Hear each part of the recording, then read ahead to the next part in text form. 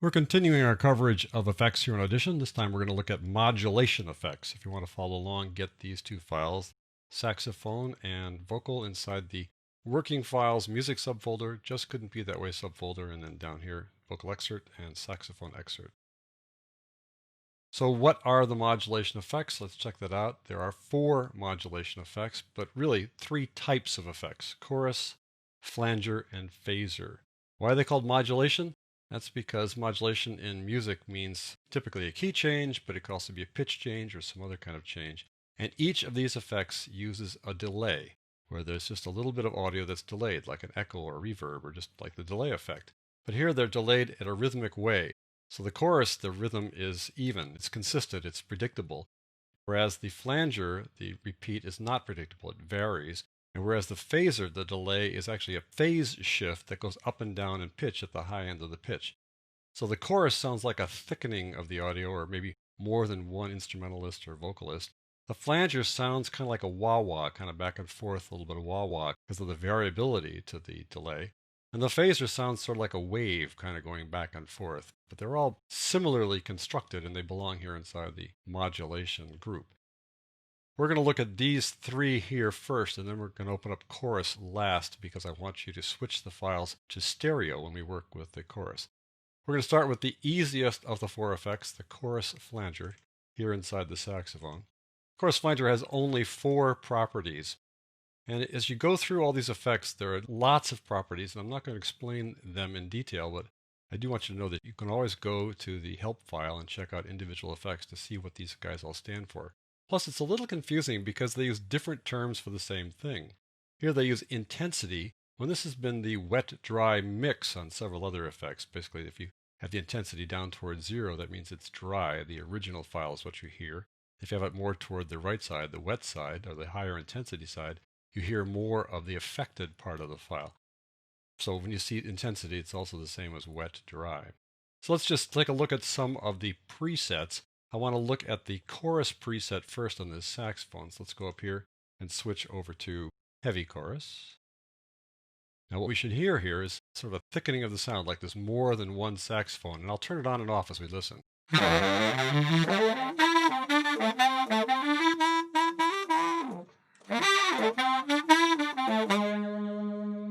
So I think you get a sense that when you turn that on, it does feel like there's more than one instrument. It also has kind of this sort of metallic wah-wah kind of effect. So it's your taste as to whether it's something you want to use. But keep in mind, you can check out all kinds of different presets. And once you open up a preset, you can change some of these characteristics here and see if it works for you.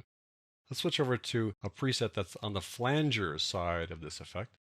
And we'll go down to springy flanger. There we go. Let's see what that one sounds like. Now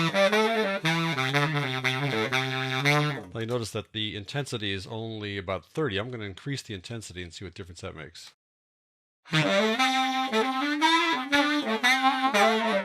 going to get that metallic sound inside this chorus flanger effect. Let's switch over to the vocal side of things and try the chorus flanger on that.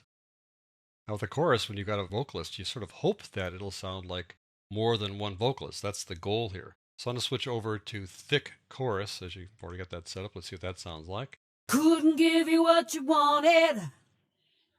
I couldn't give what you were asking for. So again, there's that kind of metallic, like we're singing inside some kind of tin can feel to it. So I'm not totally sold on it, but if you use just the chorus effect, the standalone chorus effect, there is a preset there that does work pretty well. It doesn't have that metallic feel to it.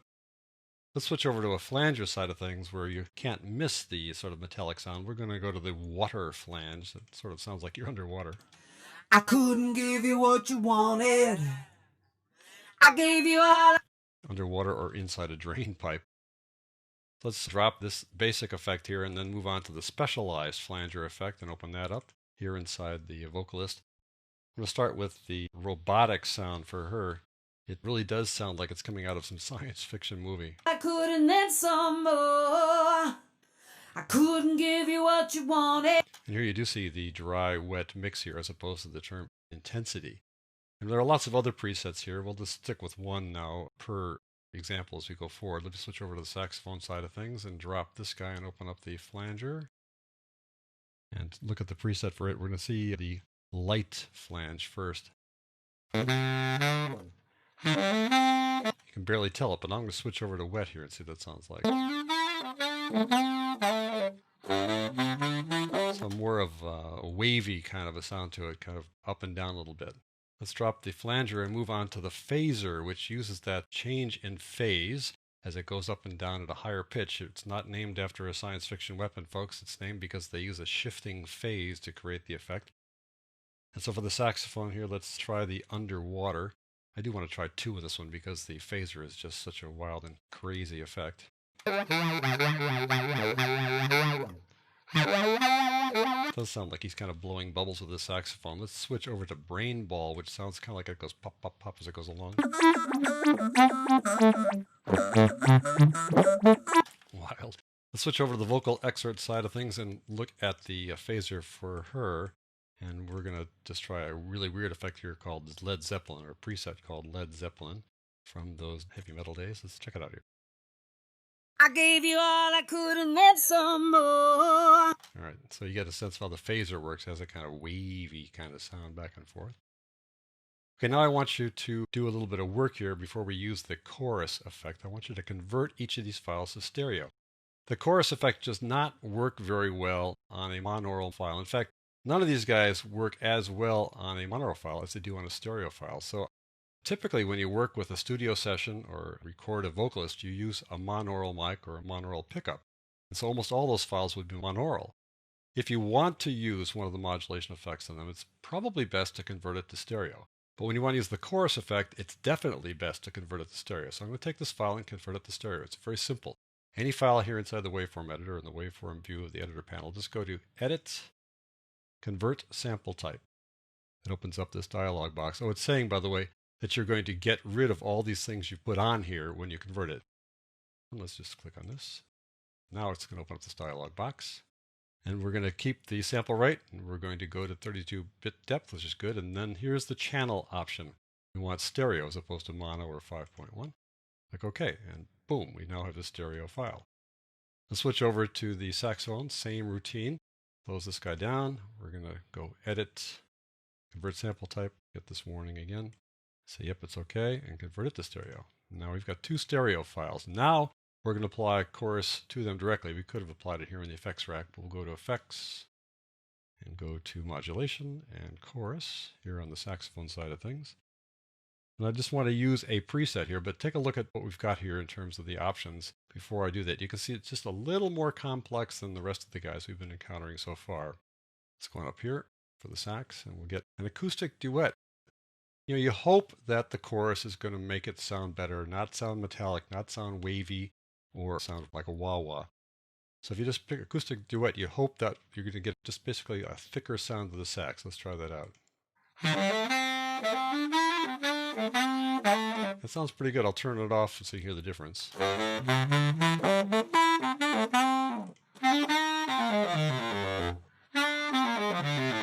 And here's a nice little checkbox. Highest quality utilizes more processing. With computers these days, you shouldn't have to worry too much about pushing them a little bit harder. So if you want the sound to be a little bit better, do check this checkbox.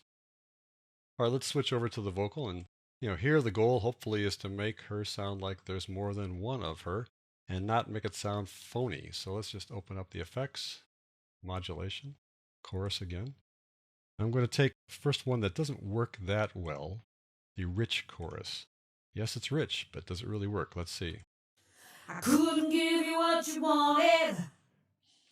I couldn't give what you were asking for. So I'm not totally convinced on that one, but let me switch over to the subtle vocal chorus. And when I do that, let's see what happens. These numbers get relatively low here, which is typically what you need to do except for the spread. And let's just see how that sounds. I couldn't give you what you wanted. I gave you all I could and then some more. So I think that's much better. If you're looking to kind of expand the sound of a single vocalist, you might want to try the subtle vocal chorus preset inside the chorus and then perhaps make some adjustments. Over here, there's a checkbox that says average left and right channel input. You don't want to use that when you've taken a monaural file and then broken it out into a stereo file. That would be counterproductive, so don't click that. And the stereo field basically expands the stereo breadth. Here it's all the way out. You might want to narrow it down so it's not so obvious that we're kind of bouncing things left and right. So that's a basic look at the 4 modulation effects here at Adobe Audition.